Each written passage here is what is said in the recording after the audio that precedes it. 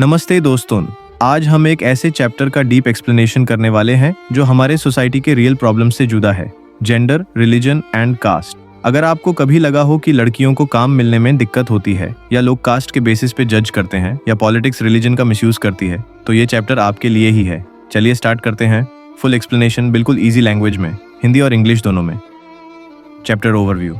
इस चैप्टर में हम 3 इंपॉर्टेंट टॉपिक्स कवर करते हैं। 1. Gender and politics, 2. Religion, communalism and politics, 3. Caste and politics. 1. Gender and politics. Gender का मतलब क्या है? जेंडर का मतलब सिर्फ बायोलॉजिकल डिफरेंस मेल फीमेल नहीं है, बल्कि सोसाइटी का व्यू और एक्सपेक्टेशंस भी होते हैं। फॉर एग्जाम्पल, लड़कों से कहा जाता है कि वो स्ट्रांग बने और लड़कियों से कहा जाता है कि वो घर का काम संभालें।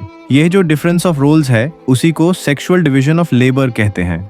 Sexual division of labour society कहती है कि घर का काम सिर्फ औरत का ड्यूटी है। घर का काम अनपेड होता है और कभी कभी उससे काम माना ही नहीं जाता। लड़कियों को स्कूल जाने का, जॉब लेने का कम चांस दिया जाता है। रियल लाइफ एग्जाम्पल, इंडिया में क्रोर्स ऑफ विमेन ऐसी हैं जो फुल टाइम घर का काम करती हैं बिना सैलरी के। विमेन एम्पावरमेंट और फेमिनिस्ट मूवमेंट्स ने डिमांड किया equal education, equal job opportunities, equal pay, freedom from harassment. इनका गोल है equal rights for women in every area. Women in politics, क्या आपको पता है कि विमेन इंडिया की 50% पॉपुलेशन है, पर पॉलिटिक्स में उनका पार्टिसिपेशन सिर्फ 14% है। लोकसभा में विमेन रिप्रेजेंटेशन बहुत कम है। इस प्रॉब्लम को सॉल्व करने के लिए पंचायती राज में 1/3 रिजर्वेशन दिया गया है विमेन के लिए। एग्जाम्पल, कई विलेजेस में आज विमेन सरपंच हैं जिन्होंने लोकल डेवलपमेंट प्रोजेक्ट्स लीड किए हैं। Political empowerment is necessary. Women तभी अपने इश्यूज रेज कर पाएंगी जब उनके पास पॉलिटिकल पावर हो। डेमोक्रेसी सिर्फ तभी स्ट्रांग बनेगी जब ऑल जेंडर्स को इक्वल पार्टिसिपेशन मिले। 2. Religion, communalism and politics. Religion और डेमोक्रेसी, इंडिया एक सेकुलर कंट्री है, जिसका मतलब सब रिलीजन्स को इक्वल ट्रीट किया जाता है। गवर्नमेंट किसी रिलीजन को प्रमोट नहीं करती। कॉन्स्टिट्यूशन का कहना है स्टेट शैल नॉट फेवर और discriminate against any religion. Communalism सबसे बड़ा खतरा। कम्युनलिज्म का मतलब है अपने रिलीजन को सबसे ऊपर समझना। रिलीजन के नाम पे सोसाइटी को डिवाइड करना। Forms of communalism. 1. Daily thinking, हमारा रिलीजन बेस्ट है। 2. पॉलिटिकल यूज, वोट्स के लिए रिलीजन का यूज। 3. वायलेंस, जैसे riots, mob attacks. Examples of communalism: 1947 partition, Hindu Muslim division ने इंडिया पाकिस्तान बनाया। 2002 Gujarat riots, religion based violence. Political parties कभी रिलीजियस स्लोगन्स या सिंबल्स का यूज करके वोट मांगती हैं। इंडियन सेक्युलरिज्म का क्या मतलब है? 1. नो ऑफिशियल रिलीजन, कॉन्स्टिट्यूशन ने किसी रिलीजन को स्टेट का रिलीजन नहीं बनाया। तो इक्वल फ्रीडम, सबको अपने धर्म को मनाने और फॉलो करने की फ्रीडम है। 3. नो डिस्क्रिमिनेशन, रिलीजन के बेसिस पर कोई भी लॉ, राइट या सर्विस डिनाई नहीं की जा सकती।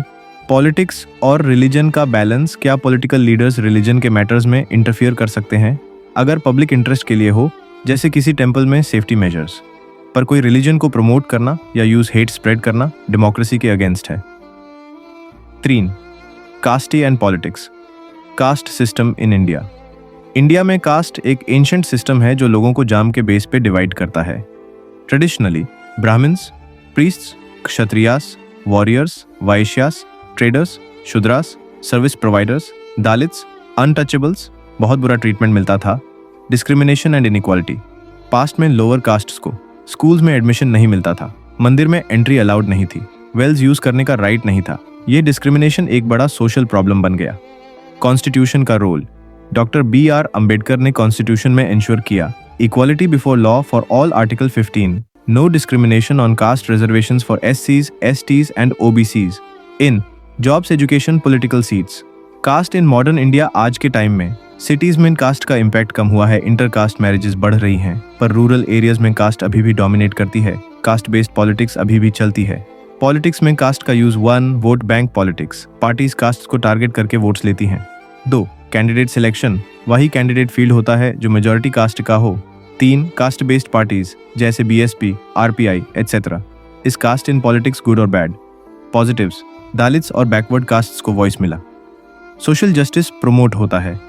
नेगेटिव्स, कास्ट डिवीजन इंक्रीज होता है, यूनिटी ऑफ नेशन पर नेगेटिव इम्पैक्ट। अगर आप यहाँ तक देख के आए हो तो seriously salute to your dedication. ये चैप्टर सिर्फ सिलेबस का पार्ट नहीं है, ये हमारे सोसाइटी का सच भी दिखाता है और उसे समझना बहुत जरूरी है। अगर आपको ये वीडियो हेल्पफुल लगा हो तो एक लाइक और कमेंट जरूर करें।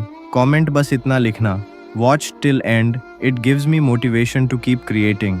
और हाँ, सब्सक्राइब करना मत भूलना, क्योंकि हर नए वीडियो में आपका सिलेबस और भी इजी हो जाता है। मिलते हैं नेक्स्ट चैप्टर में, तब तक के लिए पढ़ो दिल से, समझो सोच के।